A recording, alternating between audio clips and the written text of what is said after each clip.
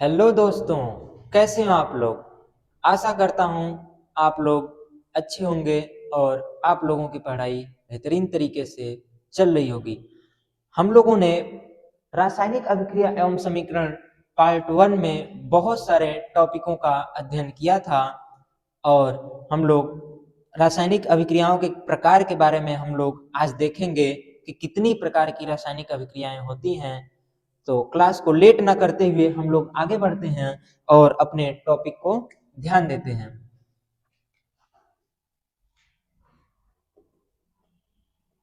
रासायनिक अभिक्रियाओं के प्रकार।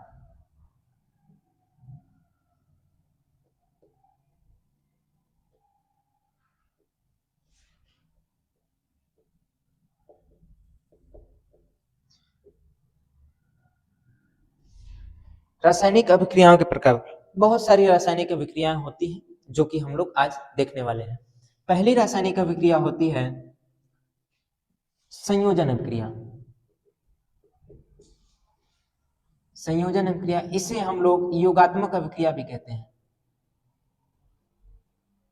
योगात्मक अभिक्रिया, इसे हम लोग संश्लेषण अभिक्रिया भी कहते हैं। संश्लेषण अभिक्रिया,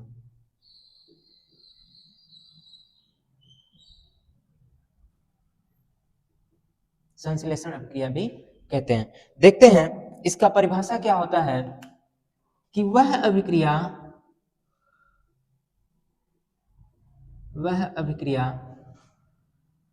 जिसमें दो या दो से अधिक पदार्थ, अब ये जो पदार्थ है ये तत्व भी हो सकता है बच्चा लोग, और या फिर क्या हो सकता है, यौगिक भी हो सकता है। दो या दो से अधिक पदार्थ आपस में मिलकर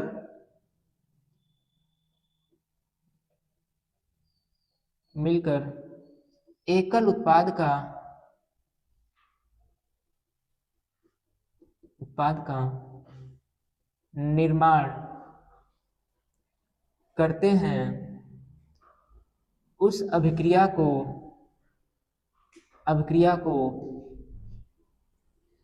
संयोजन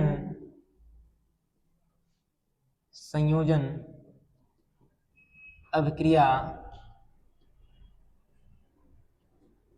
कहते हैं। क्या कहते हैं भाई? संयोजन अभिक्रिया कहते हैं। हमने क्या बोला कि इसमें दो या दो से अधिक भी हो सकते हैं। दो या दो से अधिक पदार्थ, वो पदार्थ जो है तत्व भी हो सकता है, वो यौगिक भी हो सकता है, आपस में मिलकर एकल उत्पाद, सिर्फ एक ही उत्पाद का निर्माण होगा, उसे हम लोग संयोजन अभिक्रिया कहते हैं। जैसे मैं कह रहा हूं कि एकल उत्पाद का मतलब क्या है, इसे मान लो कोई ए तत्व है, बी तत्व से क्रिया करके ए बी बना लिया, तो इसमें हो क्या रहा है, कोई ए तत्व है बी तत्व है, तो यहां पर दो हो गए तत्व, तो तत्व दो हो गए और क्रिया करने के बाद सिर्फ एक हो गए, ये दोनों मिलके एकल उत्पाद का निर्माण किए। दो या दो से अधिक भी हो सकते हैं, जैसे ए प्लस बी प्लस सी मिलकर ए बी सी यौगिक का निर्माण कर लिए। तो यहाँ पर तीन है और यहाँ पर सिर्फ एकल है यौगिक। ओके, तो दो या दो से अधिक भी हो सकते हैं, सिर्फ दो भी हो सकता है, दो भी से अधिक जैसे तीन भी हो सकता है, चार भी हो सकता है, कितना भी हो, इस साइड में जितना भी हो, ये सब जुड़ के सिर्फ एकल, साथ में सब हो जाएंगे, उसे हम लोग संयोजन अभिक्रिया कहते हैं। एग्जाम्पल देख लेते हैं बच्चा लोग, एग्जाम्पल देख लेते हैं अपना। बहुत ही पहला एग्जाम्पल बहुत ही प्यारा है, मैग्नीशियम रिबन का जलना। जब मैग्नीशियम को वायु की उपस्थिति में जलाया जाता है तो क्या बनता है, मैग्नीशियम ऑक्साइड बनता है। यहां पर क्या हो रहा है कि अभिकारक में सिर्फ दो ही तत्व हैं, एक तत्व एक अणु है, ये दोनों मिलकर एक यौगिक का निर्माण कर रहे हैं, सिर्फ एकल यौगिक का। यहाँ पर परिभाषा में लिखा भी गया कि दो या दो से अधिक पदार्थ मिलकर सिर्फ एकल यौगिक का निर्माण करते हैं, उसे हम लोग संयोजन अभिक्रिया कहते हैं। इसमें ये बात ध्यान रखिएगा, इसे हम लोग अभिकारक कहते हैं, जो कि मैंने कल भी बताया था इससे पहली वाली कक्षा में, और इसे हम लोग उत्पाद कहते हैं। ओके, ध्यान रखिएगा। ऐसे बहुत सारे आप लोग एग्जांपल ले सकते हैं जो कि एनसीईआरटी में दिया गया होगा। हम लोग ज्यादा एग्जांपल नहीं लेंगे क्योंकि 1 शॉट रिवीजन चल रहा है। आप लोग एनसीईआरटी से जो है एग्जांपल देख सकते हैं। दूसरी अभिक्रिया क्या होती है भाई? वियोजन अभिक्रिया। वियोजन अभिक्रिया को हम लोग अपघटन अभिक्रिया भी कहते हैं। अपघटन अभिक्रिया, अपघटन अभिक्रिया ये क्या होती है भाई, इसे भी देखते हैं। ये मान लीजिए अगर संयोजन अभिक्रिया का परिभाषा आपको याद है तो वियोजन अभिक्रिया आपको आसानी से आ जाएगी। क्यों ऐसा कह रहा हूं? क्योंकि ये जो वियोजन अभिक्रिया होती है संयोजन अभिक्रिया के विपरीत तरीके से होती है। यहाँ पर 2 या 2 से अधिक अभिकारक मिल रहे थे, एकल उत्पाद का निर्माण कर रहे हैं। यहाँ पे क्या होगा कि एकल उत्पाद अभिकारक टूटकर 2 या 2 से अधिक उत्पाद बनाएगा। क्या कह रहा हूं, ध्यान से सुनिएगा। वह अभिक्रिया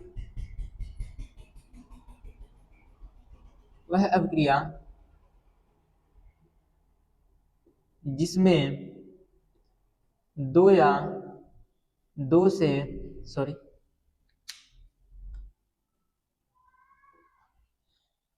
जिसमें एकल अभिकारक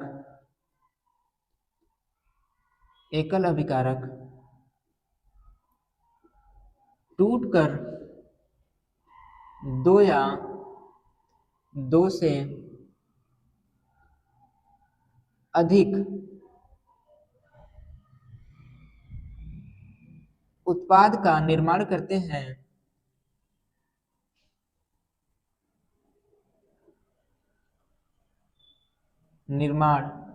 हैं, या फिर होता है निर्माण होता है, वह अभिक्रिया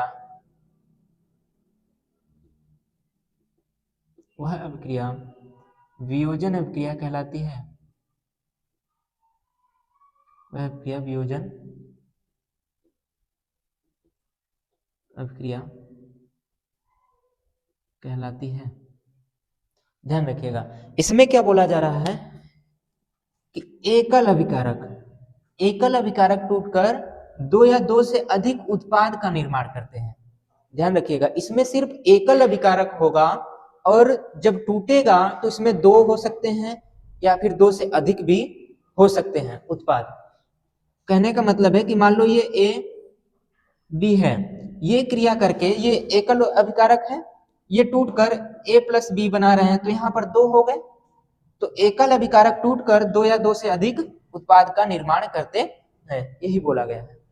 ओके बच्चा लोग, एग्जाम्पल देख लेते हैं। इसी तरह का एग्जाम्पल है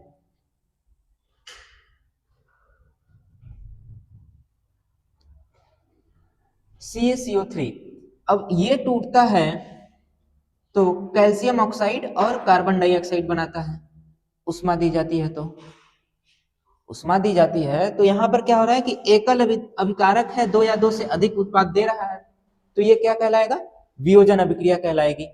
इसमें जो है वियोजन अभिक्रिया के भी मुख्यतः 3 प्रकार होते हैं। वियोजन अभिक्रिया जो है मुख्य रूप से 3 प्रकार की होती है। वियोजन अभिक्रिया मुख्य रूप से 3 प्रकार की होती है। पहला क्या है? उष्मीय वियोजन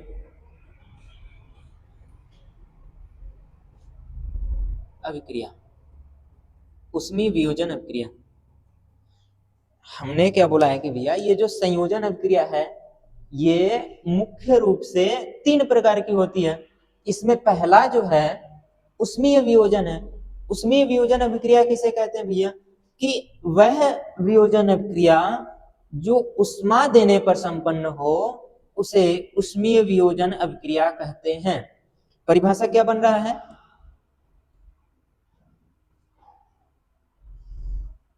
वह वियोजन अभिक्रिया जो या फिर जिसे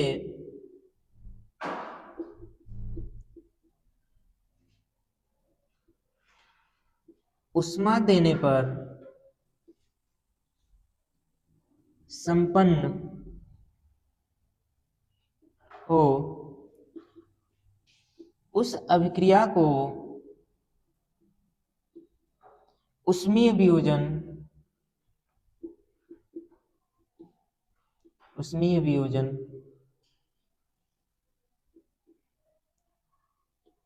अभिक्रिया कहते हैं। ओके बच्चा लोग, क्या बोला जा रहा है कि वह अभिक्रिया जो वियोजित तो होगी परंतु उष्मा लेने के बाद होगी, तो उस अभिक्रिया को उष्मीय वियोजन अभिक्रिया कहा जाता है। एक एग्जांपल देखते हैं। यही एग्जांपल है, CaCO3 जो है उष्मा देने पर किसमें बनता है? कैल्शियम ऑक्साइड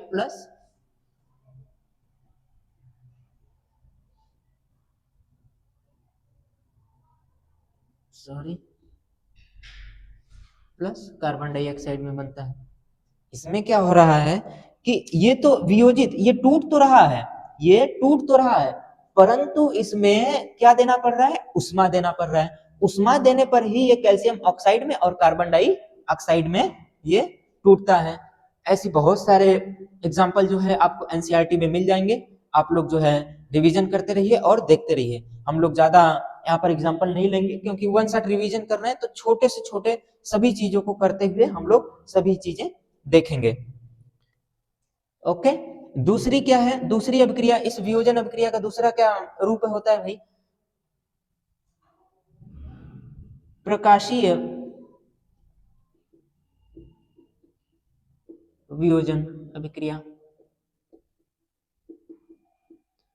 प्रकाशीय वियोजन अभिक्रिया, यहाँ पर थोड़ा सा चलो लिख ही देते हैं। क्या होगा भाई लोग कि प्रकाशीय वियोजन अभिक्रिया किसे कहेंगे? तो सेम वही है कि वह वियोजन अभिक्रिया जिसमें ये उष्मा देने पर हो रही थी, तो इसमें क्या होगा? प्रकाश देने पर, सूर्य का प्रकाश देने पर संपन्न होगी, उसे प्रकाशीय वियोजन अभिक्रिया कहेंगे। देखिएगा, वह अभिक्रिया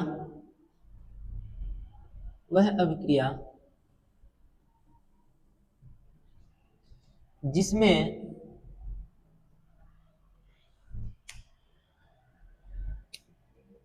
जिसे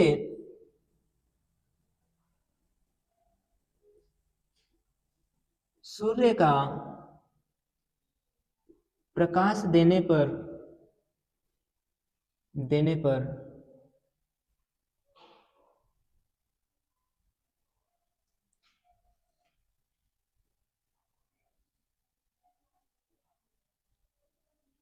संपन्न हो, उस अभिक्रिया को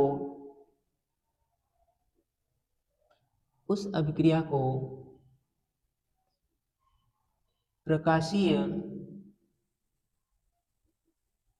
वियोजन अभिक्रिया कहते हैं।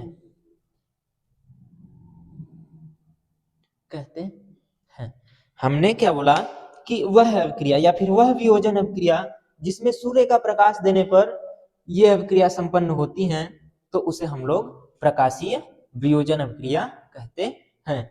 इसका एग्जाम्पल क्या हो जाएगा? एग्जाम्पल देख लेते हैं। एग्जाम्पल थोड़ा सा इससे नीचे लिखूंगा तो भाई नहीं दिखाई देगा, तो यहाँ पर लिख रहा हूं। एग्जाम्पल क्या होगा? सिल्वर क्लोराइड जो होता है, इसको सूर्य का प्रकाश दिया जाता है,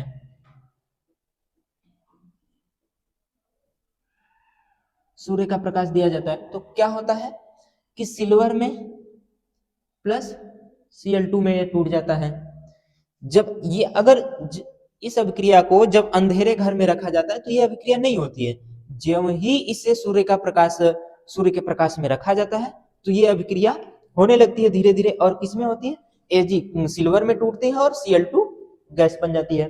ठीक है, अब इसका संतुलन आप लोग देख लीजिएगा, यहाँ पर 2 है तो ये 2 हो जाएगा चलो, और यहाँ पर 2 हो जाएगा। ओके, इसका संतुलन ये होगा। आप लोग इस थोड़ा सा स्क्रीनशॉट ले लीजिए, फिर मैं अगले आगे बढ़ता हूं।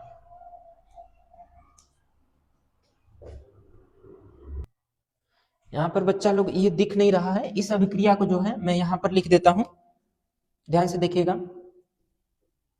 AgCl, ये सूर्य का प्रकाश, सूर्य का प्रकाश देने पर Ag में प्लस Cl2 में टूटता है। यहाँ पर इसका संतुलन ऐसे हो जाएगा। आप लोग इसे स्क्रीनशॉट ले लीजिए, इसी को मैंने यहाँ पर लिख दिया है, इसको मिटा देता हूँ। ये जो है एग्जाम्पल जो है हमने यहाँ पर लिख दिया है, आप लोग ध्यान दीजिएगा। ओके बच्चा लोग, आप लोग इसे ध्यान दीजिएगा। चलिए आप लोग इसका स्क्रीनशॉट ले लीजिए, हम देखते हैं आगे। चलिए बच्चे लोग, आप लोगों ने स्क्रीनशॉट ले लिया होगा, आगे बढ़ते हैं।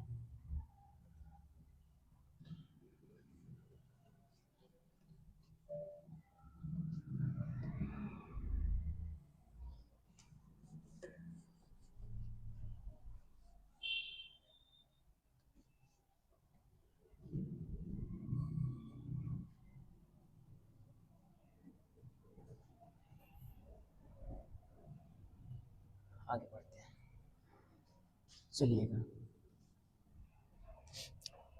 दूसरा हम लोगों ने पढ़ा प्रकाशीय वियोजन। तीसरा इसमें का क्या होता है, विद्युत वियोजन। तीसरी अभिक्रिया इस वियोजन अभिक्रिया की क्या होती है प्रकार में,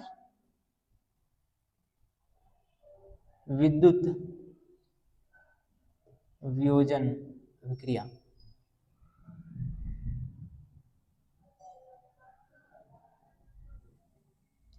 विद्युत वियोजन अभिक्रिया, इसमें क्या होता है बच्चा लोग, इसकी परिभाषा देखिएगा, सिंपल सा है कि यहाँ पर अभिकारक जो है प्रकाश देने पर टूट रहा था, और इससे पहले उष्मा जो पढ़े थे उसमें वियोजन उष्मा देने पर टूट रहा था।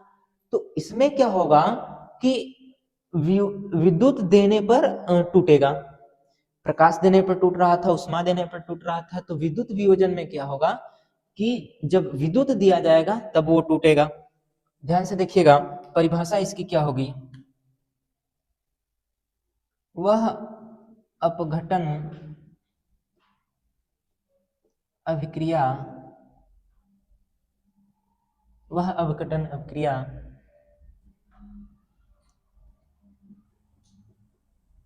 जिसे संपन्न करने के लिए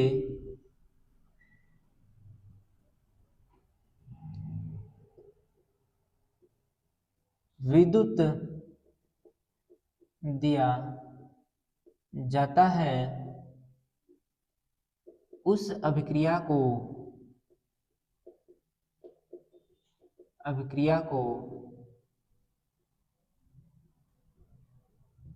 विद्युत वियोजन अभिक्रिया कहते हैं। विद्युत वियोजन अभिक्रिया कहते हैं, ध्यान रखिएगा बेटिया। अपघटन अभिक्रिया का ही एक प्रकार है विद्युत वियोजन। तो इसको संपन्न करने के लिए ऊर्जा के रूप में, यहाँ पर ऊर्जा के रूप में प्रकाश दिया जा रहा था, उष्मा दिया जा रहा था, तो यहाँ पर क्या दिया जा रहा है, विद्युत दिया जा रहा है। ओके, एग्जाम्पल देख लेते हैं। एग्जाम्पल क्या होगा, NaCl जब विद्युत दिया जाता है तो Na प्लस Cl2 में ये टूट जाता है। इसका संतुलन देख लीजिएगा। जब NaCl, ये NaCl जो होता है साधारण नमक है, जब इसमें विद्युत प्रवाहित की जाती है तो NaCl में जो है, NaCl जो है Na में और सोडियम में, और सोडियम क्लोरीन गैस में ये टूट जाता है। इसका संतुलन जो है 2 यहाँ पर करेंगे और 2 यहाँ पर, ये संतुलन हो गया। ओके बच्चा लोग, आप लोग ध्यान रखिएगा। हम लोगों ने पहले संयोजन अभिक्रिया पढ़ा, वियोजन अभिक्रिया पढ़ा। वियोजन अभिक्रिया में 3 हमने देखा, उष्मीय वियोजन, प्रकाशीय वियोजन और विद्युत वियोजन, ये 3 होती हैं। ओके, आगे देखते हैं। अगली अभिक्रिया है तीसरी अभिक्रिया, एकल विस्थापन अभिक्रिया। इससे पहले हम लोग एक अभिक्रिया को और देख लेते हैं, उष्मा शोषी अभिक्रिया।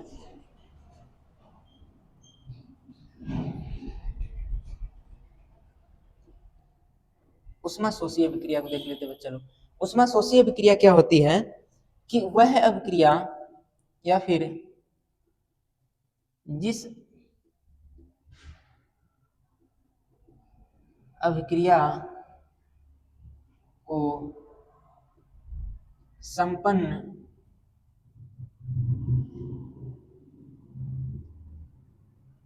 करने के लिए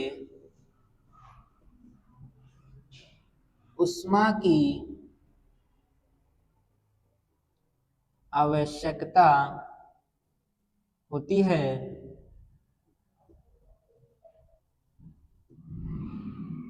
उसे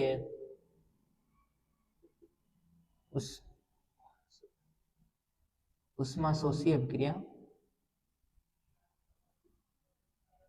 उष्मा शोषी अभिक्रिया कहते हैं। उष्मा के रूप में ध्यान दीजिएगा, उष्मा के मतलब है कि उष्मा भी हो सकता है, सूर्य का प्रकाश भी हो सकता है। यहाँ पर जो है उष्मा के रूप में, उष्मा तो होगा ही होगा, उष्मा में क्या होगा, सूर्य का प्रकाश हो सकता है, सूर्य प्रकाश, और क्या हो सकता है, विद्युत हो सकता है, ये सब चीजें हो सकती है इसमें। ओके, एग्जाम्पल देख लेते हैं इसका। एग्जाम्पल अभी हमने बताया था, जैसे कि मान लीजिए CaCO3 है, तो इसमें क्या हो रहा है, इसे उष्मा दिया जा रहा है, उष्मा देने पर ही तो ये कैल्शियम ऑक्साइड और कार्बन डाइऑक्साइड में टूट रहा है भाई साहब। हाँ, ये तो उष्मा देने पर ही तो ये टूट रहा है, तो इसे हम लोग उष्मा शोषी। इसमें क्या हो रहा है कि वह अभिक्रिया ध्यान से सुनेगा, जिस अभिक्रिया को तोड़ने के लिए उष्मा की आवश्यकता होती है, उसे उष्मा शोषी अभिक्रिया कहते हैं। सिंपल सी बात है। इसका एक और आता है कि उष्मा क्षेपी अभिक्रिया। उष्मा क्षेपी अभिक्रिया वह क्या होती है कि भैया, जिस अभिक्रिया में उत्पाद के साथ साथ उष्मा भी उत्पन्न होती है, उससे उष्मा क्षेपी अभिक्रिया कहते हैं। ओके, ध्यान रखिएगा। आगे बढ़ते हैं। अगला रासायनिक अभिक्रिया के प्रकार में अगला प्रकार है तीसरा, जो है कि एकल विस्थापन अभिक्रिया।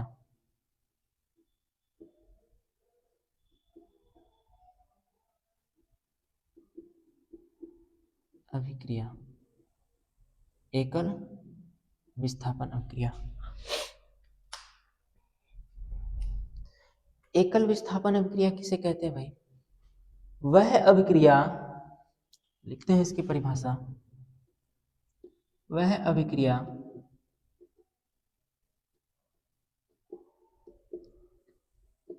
जिसमें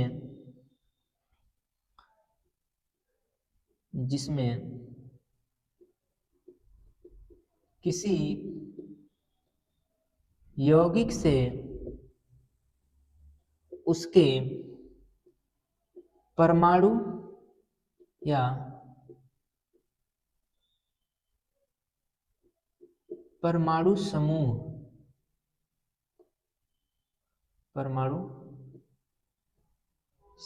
को विस्थापित समूह को किसी दूसरे परमाणु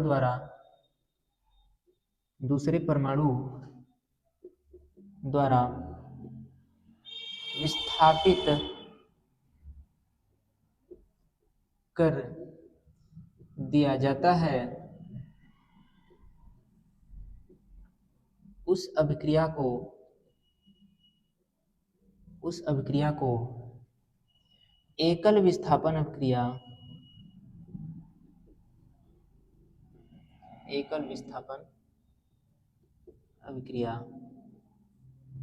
कहते हैं। ध्यान रखिएगा बच्चा लोग, हमने क्या लिखा है कि वह अभिक्रिया जिसमें यौगिक से कोई यौगिक होगा, उसमें से उसके परमाणु या परमाणु समूह का, कोई यौगिक है उसके परमाणु को या फिर परमाणु समूह को ही किसी दूसरे परमाणु द्वारा, उसमें कोई दूसरा परमाणु आएगा, किसी दूसरे परमाणु द्वारा विस्थापित कर दिया जाता है, उस अभिक्रिया को एकल विस्थापन अभिक्रिया कहते हैं। एग्जाम्पल के रूप में हम लोग देखते, पहले आप लोग इसका स्क्रीनशॉट ले लीजिए, कुछ और बातें हम लोग देखते हैं। चलिए आगे बढ़ते हैं। हमने एक एग्जाम्पल ले लिया, एनसीईआरटी का एग्जाम्पल है FeCuSO4। इसमें क्या होता है कि Fe जो है Cu को विस्थापित कर देता है, तो क्या बनाता है FeSO4 प्लस Cu, ये बनाता है। ध्यान रखिएगा, ये जो है इसमें से कॉपर से अधिक शक्तिशाली Fe होता है। कहोगे कि सर आपको कैसे पता चला, हमें तो पता नहीं है कि कौन किससे अधिक शक्तिशाली है।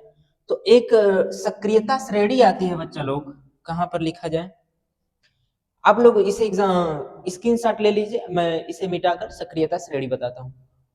चलिए देखते हैं, हमने अभी बोला कि इसमें से कौन अधिक शक्तिशाली है, इसे देखते हैं। सक्रियता श्रेणी,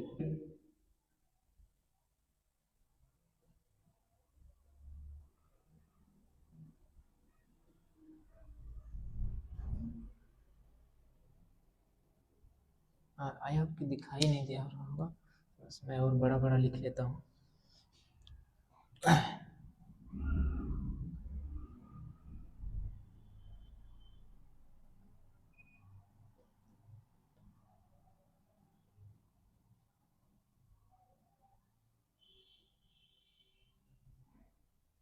इसमें बहुत सारे किताबों में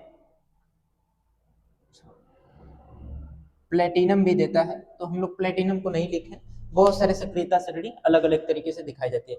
तो ये होता है सक्रियता श्रेणी। हम लोग देखेंगे, अच्छा कहोगे कि सर एग्जाम पास में है, अब हम ये सब याद करने बैठे, तो बहुत ही सिंपल है कि इसका एक जो है कि गाने की तरह हम लोग इसको याद करते हैं। काशी नाथ का माली आलू जरा फीके पकाता है, कौन है आगे आओ। इसे जो है याद करने के लिए हम लोग बहुत ही सिंपल सा जो है इसके लिए बनाया है कि काशीनाथ का माली आलू जरा फीके पकाता है, कौन है आगे आओ। काशी से हो जाएगा Ca, calcium, sodium, sorry Kashi यहाँ पर पोटेशियम होता है, हाँ अब सही। काशी को हो जाएगा potassium, sodium, calcium, magnesium, aluminium, zinc, iron, lead, hydrogen, copper, mercury, silver, gold, ये जो होता है इसमें होता है। अब यहां पर हम लोग देखेंगे भाई कि हमने बताया था कि ये जो है Fe जो है कॉपर को यहाँ पर विस्थापित करके इसका जगह जो है इसने यहाँ पर ले लिया है, इसका जगह इसने यहाँ पर ले लिया है। अब यहाँ पर हो क्या रहा है, इसका जगह इसने लिया है क्यों, क्योंकि ये अधिक इससे शक्तिशाली है। यहाँ पर देखिएगा Fe जो है यहाँ पर है, ऊपर है, अब Cu जो है यहाँ पर नीचे है। जाहिर सी बात है भैया, जो ऊपर होगा वो नीचे वाले को विस्थापित कर देगा, विस्थापित का मतलब है उसे हटा देगा। ओके, यहाँ पर यही हो रहा है, जो अधिक शक्तिशाली है वो कम शक्तिशाली तत्व को उसके यौगिक से उसे हटाकर वो अपना स्थान ले ले रहा है और इसे विस्थापित कर दे रहा है। तो ये होती है एकल विस्थापन अभिक्रिया। इसमें होता क्या है कि एक ही तत्व को विस्थापित किया जाता है, तत्व हो या फिर समूह हो। ओके, यहाँ पर आप लोग देख लीजिए। अब आगे हम लोग बढ़ते हैं अगली अभिक्रिया पे। देखते हैं द्विविस्थापन अभिक्रिया। यहाँ पर ये तीसरा था, ये चौथा हो जाएगा द्विविस्थापन अभिक्रिया।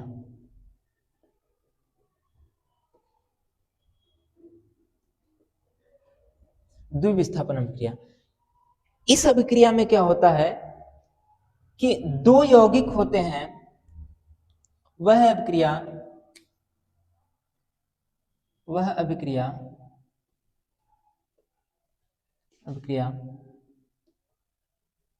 जिसमें आयनों का आदान प्रदान होता है, उस अभिक्रिया को द्विविस्थापन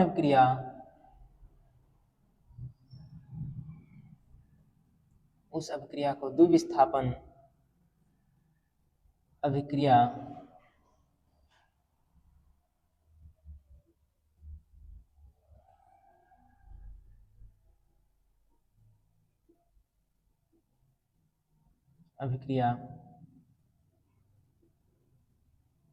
कहते हैं।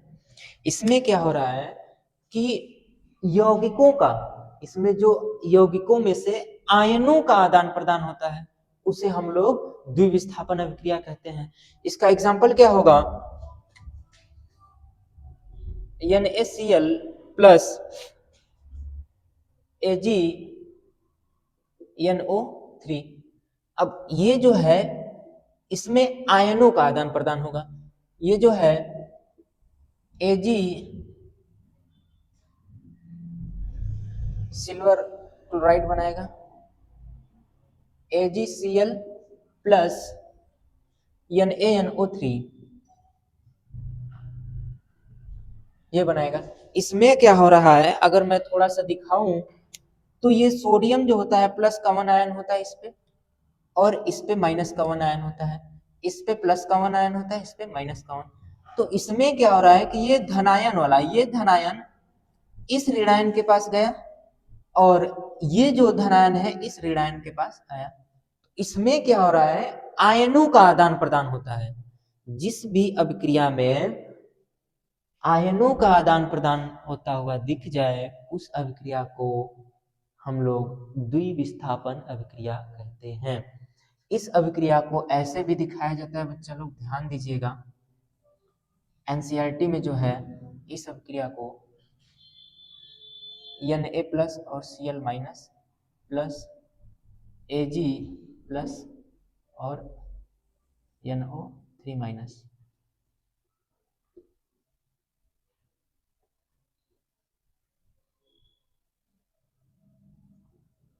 NaCO3 ऐसे भी दिखाया जाता है। तो आप लोग ध्यान रखिएगा, ऐसे दिखाने का उद्देश्य यही है कि इसमें क्या हो रहा है कि आयनों का आदान प्रदान हो रहा है, इसलिए हम लोग द्विविस्थापन अभिक्रिया कहते हैं। आगे बढ़ते हैं। आप लोग इसे, आई होप कि आप लोगों ने स्क्रीनशॉट ले लिया होगा। हम लोग इसे मिटा देते हैं भाई।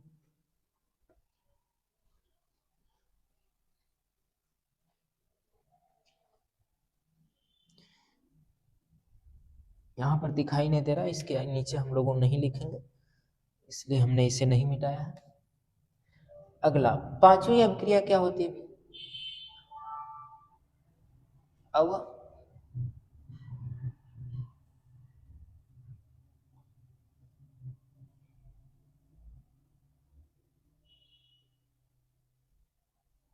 उदासीनीकरण अभिक्रिया। कौन सी अभिक्रिया भाई लोग? उदासीनीकरण अभिक्रिया। उदासीनीकरण अभिक्रिया क्या होती है भाई? कि जिस भी अभिक्रिया में अम्ल और क्षार आपस में अभिक्रिया करके लवण और जल का निर्माण करे, उस अभिक्रिया को उदासीनीकरण अभिक्रिया कहते हैं। वह अभिक्रिया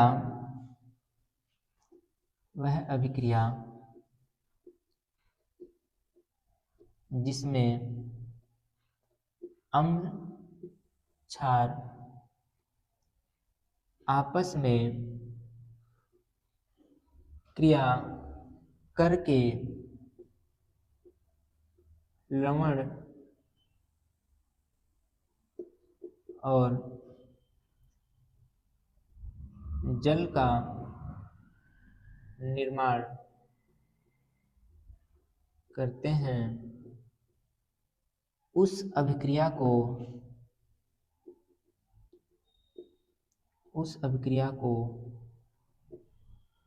उदासीनीकरण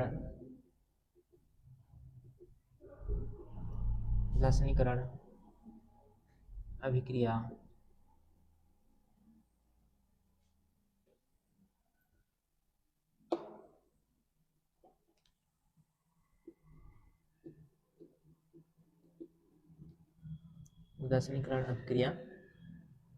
कहते हैं।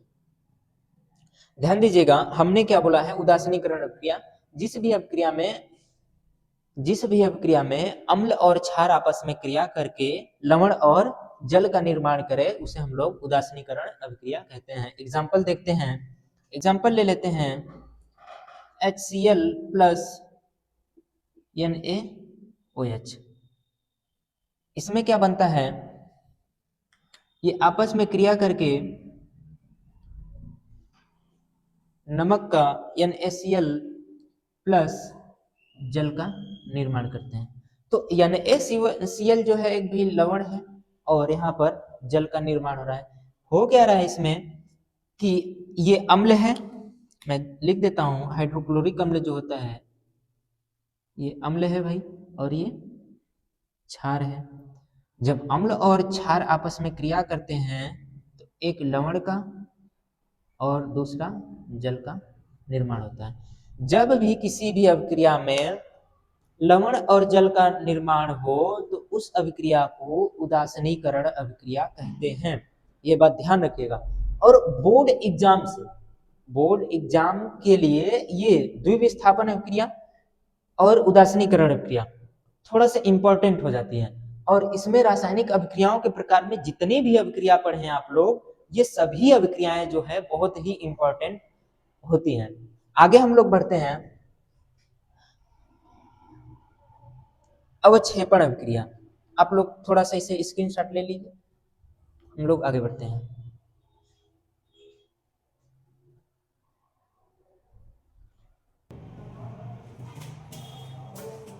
आगे बढ़ते हैं, चलो देखते हैं अगला अभिक्रिया जो है अवक्षेपण अभिक्रिया।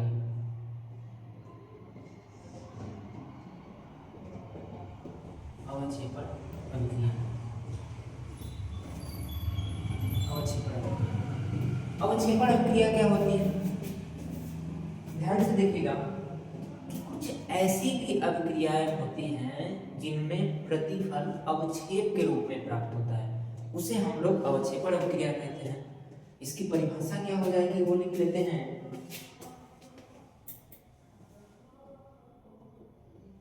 कुछ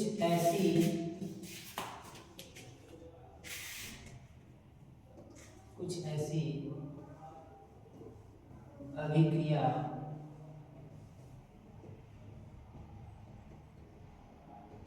होती हैं जिसमें प्रतिफल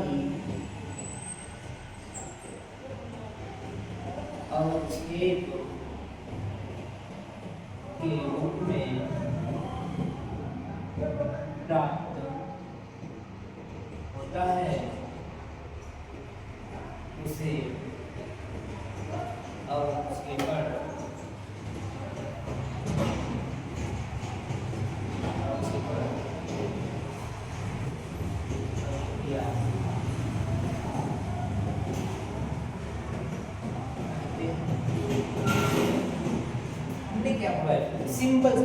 सिंपल सी बात है कि बहुत सारी अभिक्रियाएं ऐसी होती हैं, सभी नहीं होती हैं, कुछ होती हैं। कुछ ऐसी भी अभिक्रियाएं होती हैं जिनमें प्रतिफल जो मिलता है मतलब उत्पाद जो मिलता है उसमें अवक्षेप होता है, उसे हम लोग अवक्षेपण अभिक्रिया कहते हैं। ओके बच्चा, इसका एग्जांपल देख लेते हैं।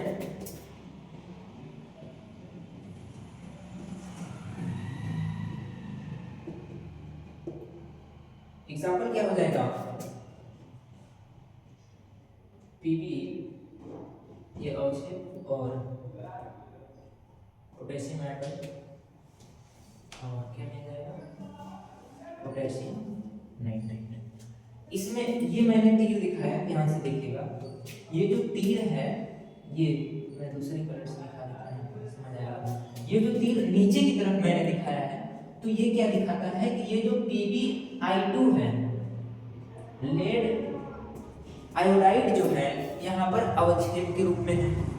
ओके, कुछ क्रिया में जो है कि जैसे मान लो H2 लिखा है, उसके ऐसे उसके बगल में ऐसे ऊपर की तरफ तीर बनाया होता है ऐसे, तो इसका क्या मतलब होता है कि ये गैस के लिए है। ये जो ऊपर है गैस, जाहिर सी बात है कि भाई गैस जो होती है, चाहे हाइड्रोजन गैस हो, चाहे ऑक्सीजन गैस हो, चाहे कार्बन डाइऑक्साइड गैस हो, ये ऊपर जाती है, ऊपर भागती है। तो इसलिए ये जो ऊपर की तरफ तीर लगाया जाता है। अवक्षेप जो है, अवक्षेप क्या होता है कि अभिक्रिया में नीचे की तरफ बैठ जाता है। जैसे मान लो कि ये अभिक्रिया हुई तो इसमें PbI जो है लेड आयोडाइड, ये नीचे की तरफ यहाँ पर बैठ जाएगा, अलग हो जाएगा, तो इसे हम लोग अवक्षेप कहते हैं। परिभाषा फिर से मैं सुना देता हूँ कि कुछ ऐसी अभिक्रिया होती है जिनमें प्रतिफल अवक्षेप के रूप में प्राप्त होता है, उसे अवक्षेपण अभिक्रिया कहते हैं। और ये जो प्रतिफल है, ये अवक्षेप है, अभिक्रिया से जो है इसमें अलग हो जाता है, ठीक है, उसे हम लोग अवक्षेपण अभिक्रिया कहते हैं। समझ आया बच्चा? कहाँ गए?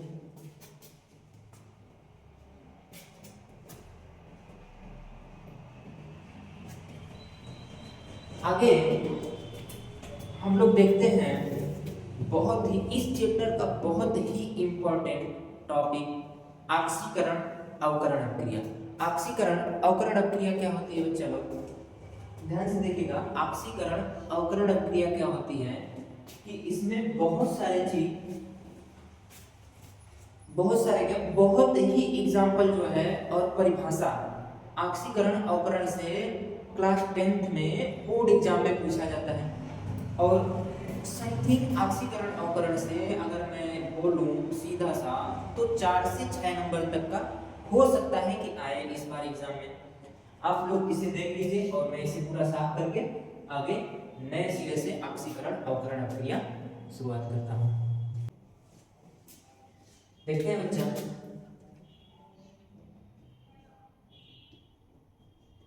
ऑक्सीकरण अभिक्रिया। ऑक्सीकरण को हम लोग उपचयन अभिक्रिया भी कहते हैं। उपचयन अभिक्रिया, ओके, ध्यान से देखिएगा। ऑक्सीकरण में क्या होता है कि इसका परिभाषा लिख दिया जाए कि वह अभिक्रिया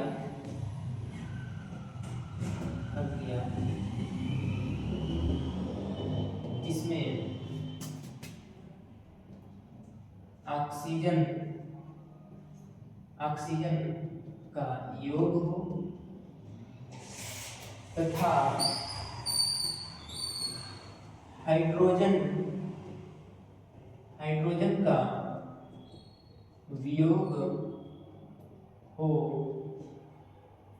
का वियोग हो, उस अभिक्रिया को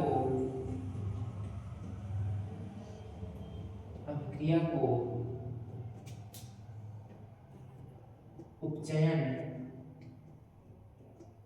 अभिक्रिया कहते हैं।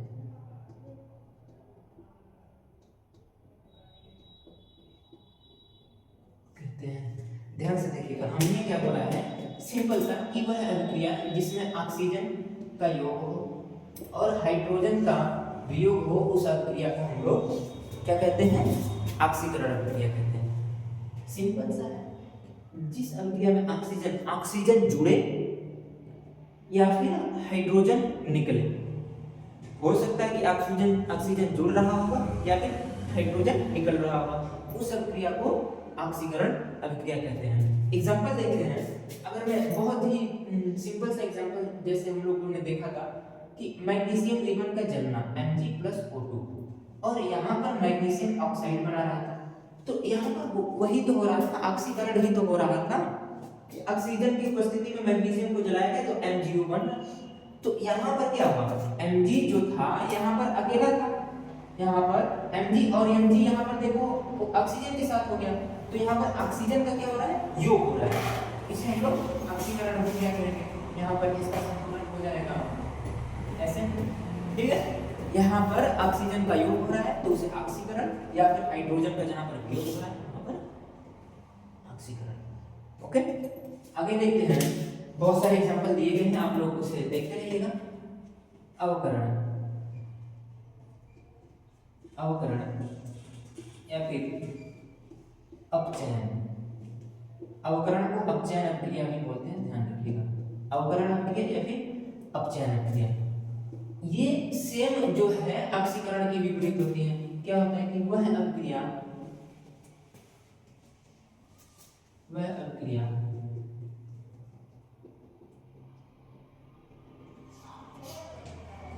जिसमें हाइड्रोजन का योग हो तथा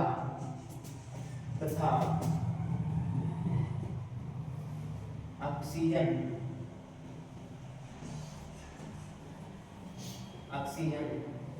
का वियोग हो, वह अभिक्रिया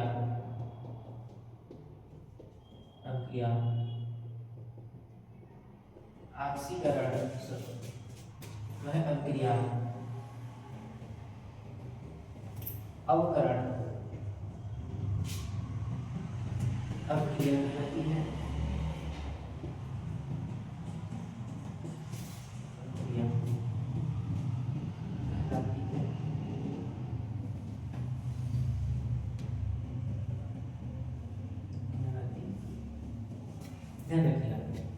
इसमें क्या बोला जा रहा है, सिंपल सी बात है, चलो इसमें घबराने की कोई बात नहीं है कि जिस अभिक्रिया में हाइड्रोजन का योग हो या फिर ऑक्सीजन का वियोग हो, वियोग मतलब ऑक्सीजन उसमें से निकल रहा होगा या फिर हाइड्रोजन जुड़ रहा होगा, उस अभिक्रिया को अवकरण या फिर अपचयन अभिक्रिया कहते हैं। क्लियर? सेम इसका उल्टा हो रहा है, यहाँ पर ऑक्सीजन निकल रहा है, यहाँ पर ऑक्सीजन ऑक्सीकरण में जुड़ रहा है, यहाँ पर हाइड्रोजन जो है जुड़ रहा था, यहाँ पर हाइड्रोजन निकल रहा था। क्लियर है? अब यहाँ पर देखिएगा, एग्जांपल देख लीजिएगा।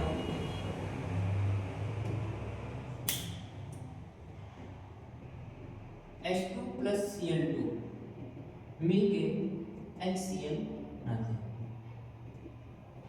यहाँ पर क्या हुआ, Cl2 यहाँ पर अकेला है, और अब यहाँ पर देखा जाए तो इसके साथ हाइड्रोजन क्या हुआ, चलो क्या हुआ, जुड़ गया। क्या हुआ, ये क्या हुआ, जुड़ गया। तो यहाँ पर हाइड्रोजन का योग हुआ है। जब हाइड्रोजन का योग हो तो वहां पर क्या कहलाएगी, कौन सी अभिक्रिया, हाँ अवकरण अभिक्रिया कहलाएगी। ओके, अब आगे बढ़ते हैं, देखते हैं। एक बात ध्यान रखिएगा, इसके बाद आती है रेडॉक्स अभिक्रिया।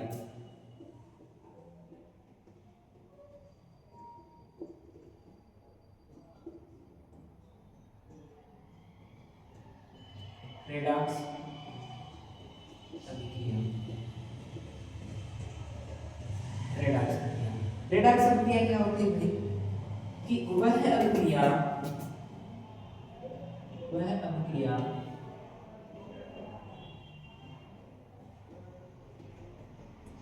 जिसमें ऑक्सीकरण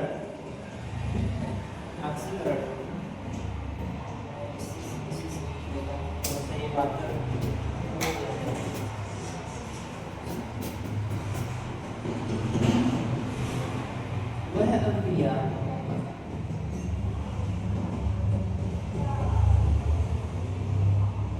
जिसमें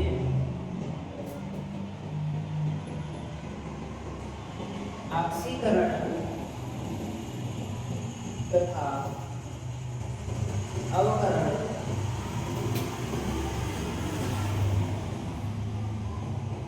दोनों वो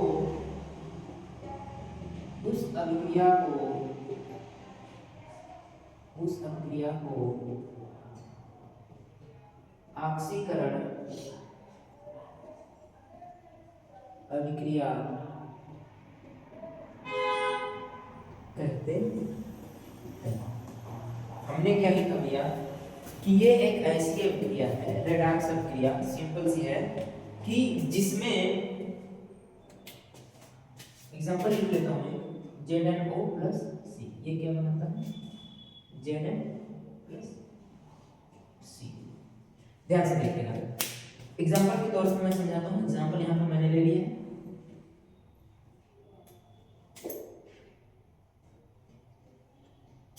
देखिए यहां पर क्या हो रहा है कि ध्यान से देखिएगा, यहां पर ऑक्सीजन से जुड़ा हुआ था Zn यहां पर ऑक्सीजन से जुड़ा हुआ था, और यहां पर क्या हो गया, अकेला हो गया। ऑक्सीजन क्या हुआ भाई, अकेला हो गया।